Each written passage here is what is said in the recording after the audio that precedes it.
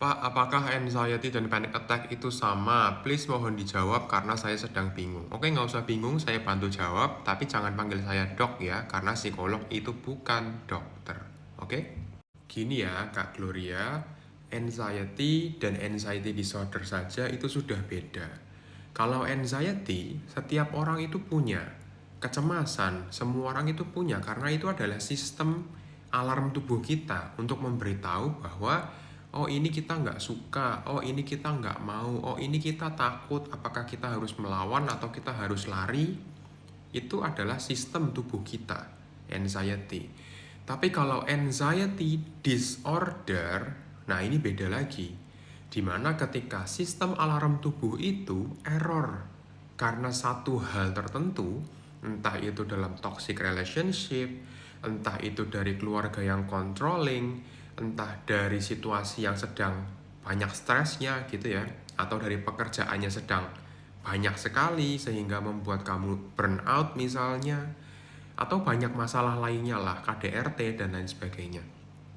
Nah, kalau sudah sampai ke disorder ini, alarmnya itu error sehingga apa yang seharusnya dianggap sebagai normal itu dianggap sebagai sebuah apa ya, semacam halangan gitu atau semacam ancaman sehingga tubuhnya itu merespon dengan kecemasan tersebut. Nah, anxiety disorder itu banyak sekali jenisnya.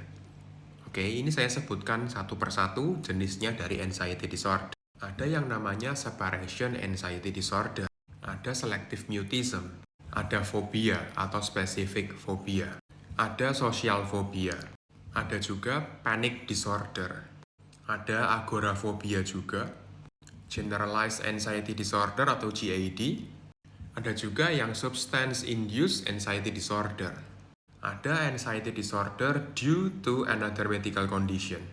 Banyak kan? Banyak sekali memang.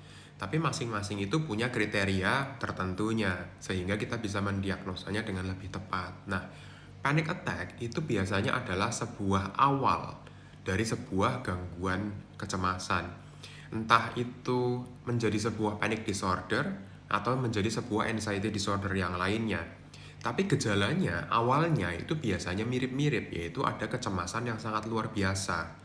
Tapi kalau sudah panic attack, itu kita bisa terjadi tiba-tiba tanpa alasan yang jelas.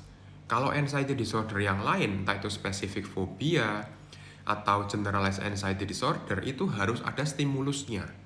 Oke, harus ada sesuatu yang kita lihat, kita dengar, kita rasakan, atau bagaimana kemudian kecemasan itu muncul.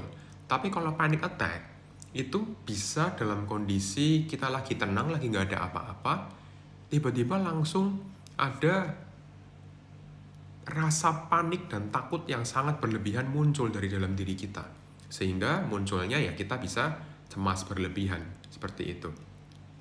Nah, kalau panic attack-nya ini terjadi berulang kali, nah disebutnya dengan nama panic disorder. Panic attack itu, gejala-gejala yang paling sering itu adalah deg-degan gitu ya, atau keringetan, gemeteran, kemudian ada sensasi apa ya, seperti nafasnya itu pendek, sulit bernafas, rasa seperti tercekik itu juga gitu. Kemudian ada rasa nggak nyaman di dada, merasa apa ya, seperti perutnya nggak enak, kayak mules terus misalnya, ada rasa mual, muntah, rasa pusing, rasa ototnya tegang, merasa apa ya, seperti kebas gitu ya di ujung-ujung tangan kita atau di kaki, panas dingin misalnya. Terus yang paling sering dirasakan adalah yang namanya takut gila dalam tanda kutip. Itu sering banget. Kalau anxiety disorder lain itu jarang, malah sepertinya tidak ada. Perasaan takut kehilangan kontrol kendali diri, takut menggila gitu. Hanya panic attack saja yang seperti ini. Oke. Kemudian ada rasa takut mati. Ini juga spesifik biasanya di panic attack. Kalau yang lainnya biasanya nggak seperti itu. Nah, makanya karena dirimu kan bingung nih, mungkin sudah saya jelaskan seperti ini pun kamu tetap masih bingung.